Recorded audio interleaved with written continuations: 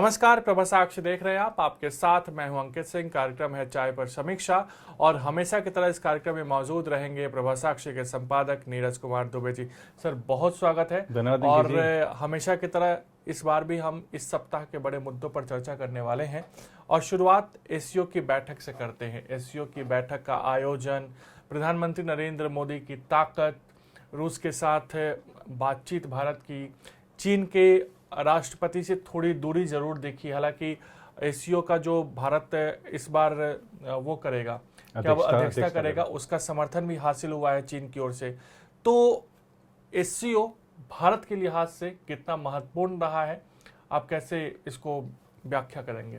नहीं, देखिए, जो एससीओ की बैठक थी इसमें सबकी नज़रें इसलिए थी, खास तौर पर हम देखते हैं कि 2 साल बाद नेता प्रत्यक्ष तौर पर मिल रहे थे एससीओ के। और अभी आप देखिए कि इस क्षेत्र में जो तमाम तरह की चुनौतियां हैं वो उस पर भी विश्व की निगाह लगी हुई है। चाहे रशिया की जो वार है यूक्रेन के साथ चल रही है, चाहे चीन की जो टेंशन है ताइवान के साथ चल रही है, और पाकिस्तान जिस तरह से बाढ़ की विभीषिका से जूझ रहा है, और भी कई सारे मुद्दे हैं, चाहे अर्थव्यवस्था को लेकर ले लीजिए, अन्य जो गंभीर मुद्दे हैं, सभी देशों के समक्ष अलग अलग तरह की चुनौतियां हैं। लेकिन एससीओ एक कॉमन एजेंडे पर चर्चा करने के लिए और आपसी सहयोग बढ़ाकर और जो सहयोग के मुद्दे हैं उनमें जो रुकावटें हैं उन रुकावटों को दूर करके आगे बढ़ने के लिए एक बनाया मंच है। और इस मंच पर ठीक है कि पहले से माना जा रहा था कि प्रधानमंत्री नरेंद्र मोदी की चीन के राष्ट्रपति के साथ द्विपक्षीय मुलाकात नहीं होगी, और वो नहीं हुई है। और यहाँ पर प्रधानमंत्री का आप दृढ़ रुख देखिए कि वो गए तो एक एससीओ सदस्य के तौर पर थे वहाँ पर, लेकिन एक वैश्विक नेता के तौर पर उन्होंने छाप छोड़ी है। चाहे हम द्विपक्षीय मुलाकात हो उज्बेकिस्तान के राष्ट्रपति के साथ रही हो, चाहे ईरान के राष्ट्रपति के साथ चाबहार जो मुद्दा है उस पर उसकी प्रगति की समीक्षा की बात हुई हो, तुर्की के राष्ट्रपति के साथ बताया, ऐसा भी कुछ लोग बताते हैं कि पहले से तय नहीं थी मुलाकात और फिर उसके बाद अचानक हुई है। तो तुर्की का हृदय परिवर्तन हुआ है क्या? यहाँ पर मैं तुर्की का हृदय परिवर्तन हुआ है इसको शहबाज शरीफ के एक बयान से जोड़ना चाहूँगा। शहबाज शरीफ ने एससीओ बैठक से पहले कहा था कि अब बहुत से ऐसे देश हैं जो हमारे करीबी थे, जो हमारे सहयोगी थे, लेकिन अब हमारे कोई भिखारी की तरह देखते हैं और वो दूसरी तरफ जा रहे हैं। तो क्या तुर्की पाकिस्तान का साथ छोड़ रहा है? जो तुर्की बार बार हर मंच पर, हर वैश्विक मंच पर कश्मीर का राग अलापता था, क्या उसके हृदय में परिवर्तन हुआ है? और ये जो मुलाकात हुई है अपने आप में बहुत महत्वपूर्ण मुलाकात रही है एससीओ की। अब अगर हम बात करें चीन की, तो ठीक है कि चीन के साथ और भारत के जो रिश्ते हैं तनावपूर्ण हैं। भारत भी इस बात को स्वीकारता है, चीन भी इस बात को स्वीकारता है।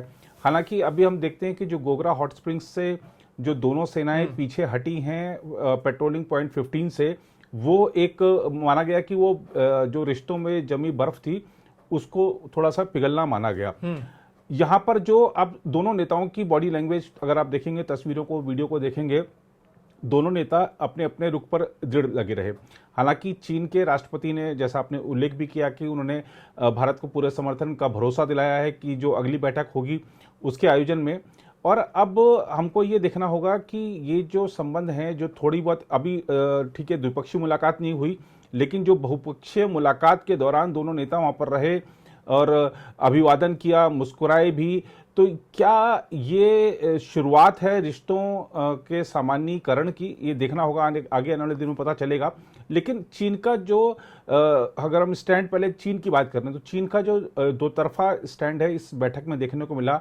एक तरफ चीन कहता है कि भाई हम अपने यहाँ पर एक आतंकवाद रोधी प्रशिक्षण केंद्र खोलेंगे और ऐसा करेंगे कि एक उसने उस प्रस्ताव पर सहमति भी जताई है कि जो सदस्य देश हैं एससीओ के, वो कहेंगे कि भाई जो अपने अपने देश में कौन कौन से लोग आतंकवादी या उग्रवादी या माओवादी या और इस तरीके के जो प्रतिबंधित सूची में आते हैं, तो ऐसे कौन कौन से लोग हैं उसको, ताकि दूसरे सदस्य देश भी हैं वो भी प्रतिबंधित करें।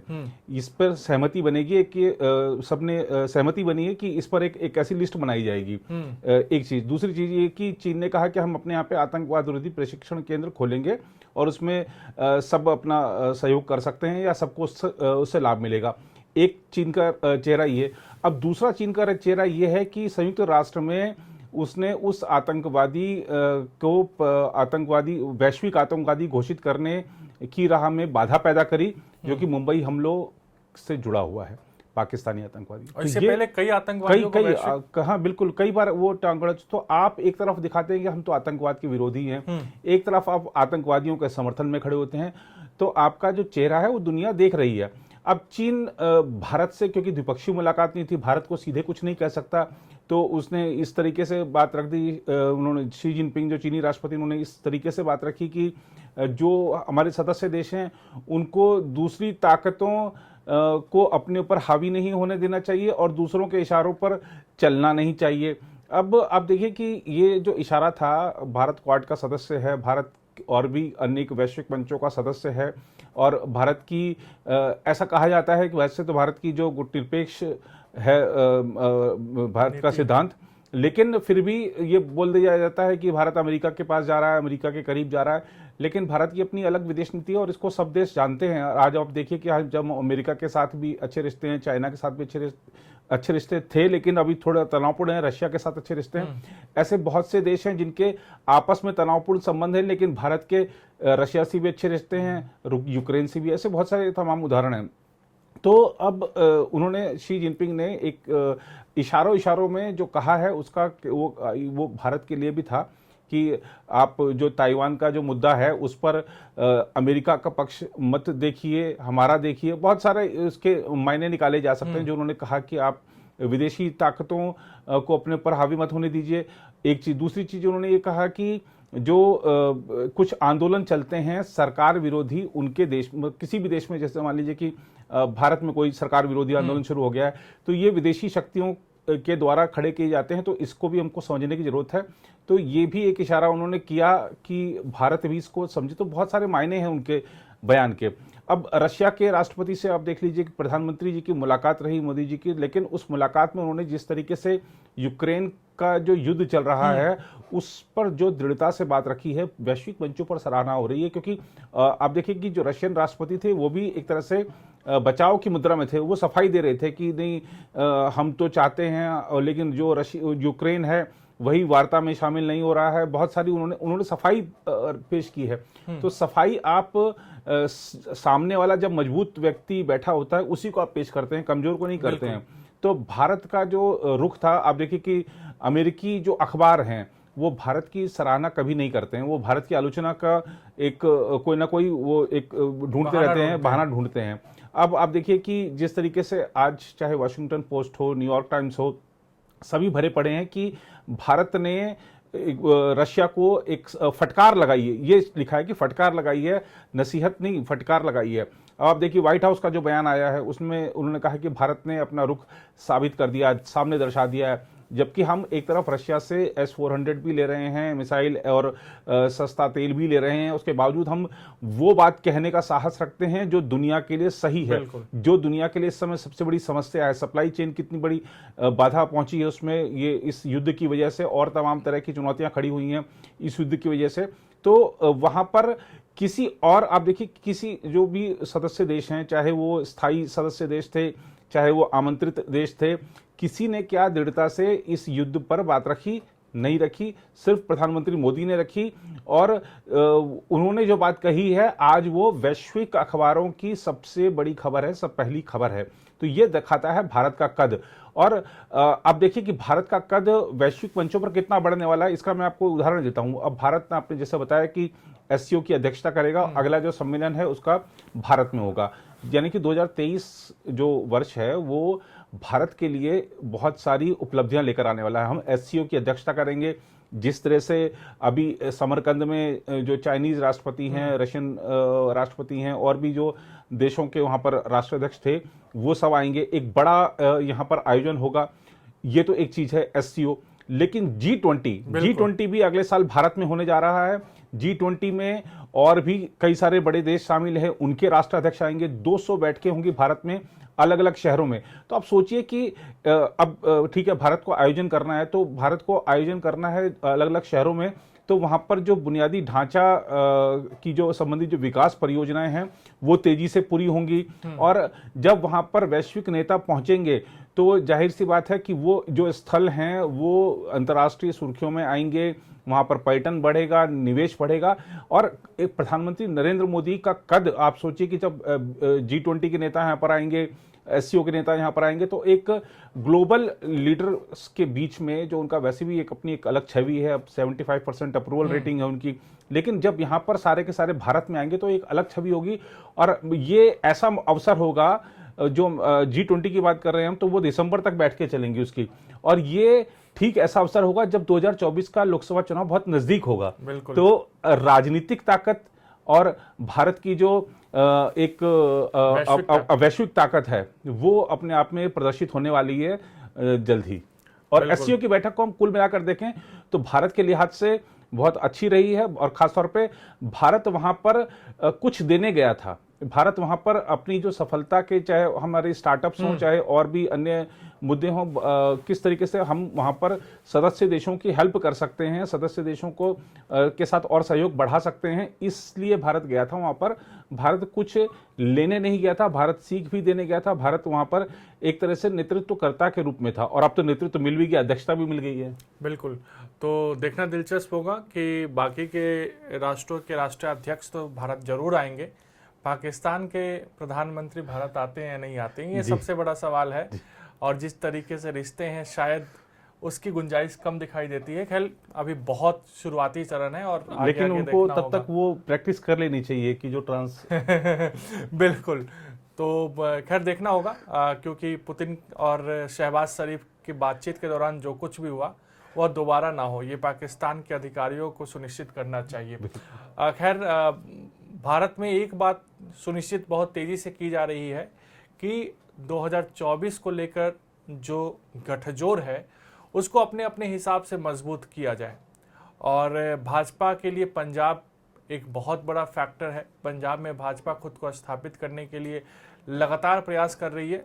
पंजाब में कई दिनों तक अकाली दल के साथ भाजपा का गठबंधन रहा, लेकिन अब पार्टी अपने दम पर पंजाब में खुद को खड़ा करना चाहती है, और उसमें भाजपा को साथ मिलने जा रहा है कैप्टन अमरिंदर सिंह का।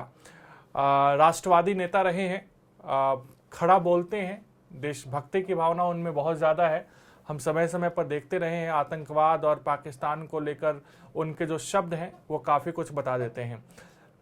पंजाब चुनाव से पहले भाजपा के साथ उन्होंने गठबंधन किया था, सफलता नहीं मिली, लेकिन अब उनकी पार्टी का भाजपा में विलय होगा, यानी कि पंजाब में कहीं ना कहीं भाजपा के लिए जमीन तैयार होने की शुरुआत हो चुकी है।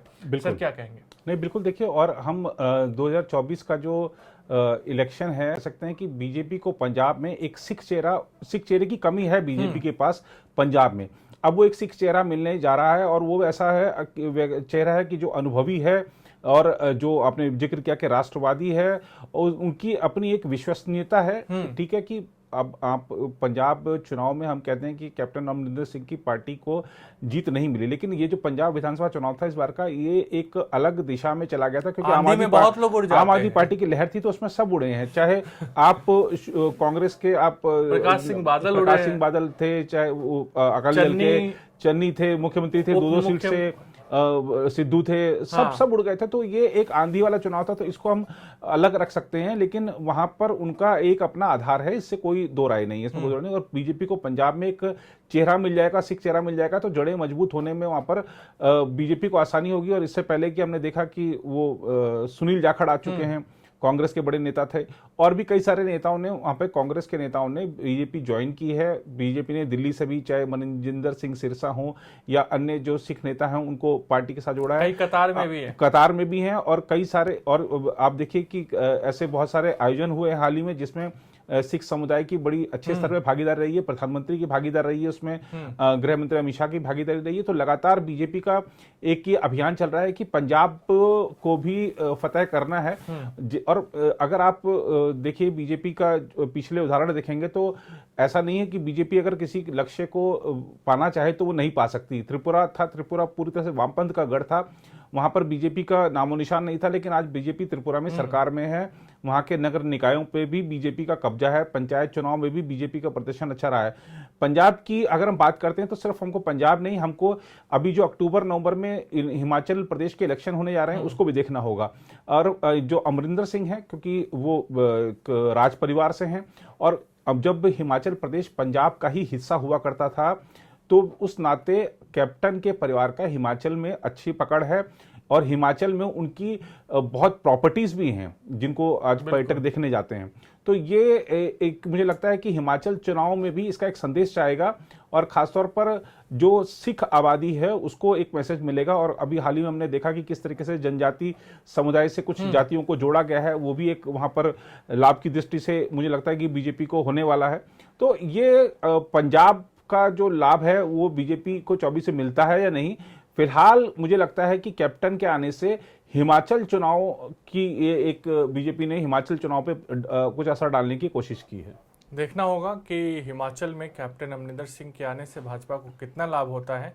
भाजपा के लिए बड़ी चुनौती है हिमाचल प्रदेश में सत्ता वापसी, और गुजरात में भी आम आदमी पार्टी और कांग्रेस की ओर से टक्कर मिलने की उम्मीद जताई जा रही है। फिलहाल आज के चाय पर समीक्षा कार्यक्रम में इतना ही। अगले सप्ताह फिर आपसे मुलाकात होगी। तब तक मुझे यानी अंकित सिंह और प्रभा साक्ष्य के संपादक नीरज कुमार दुबे को दीजिए इजाजत। नमस्कार। नमस्कार। अगर आप भी लेना चाहते हैं देश दुनिया की तमाम जानकारी तो आज ही सब्सक्राइब करें हमारे चैनल को। साथ ही नीचे दिए बेल आइकन को जरूर दबाएं ताकि हर अपडेट आप तक पहुंच सके।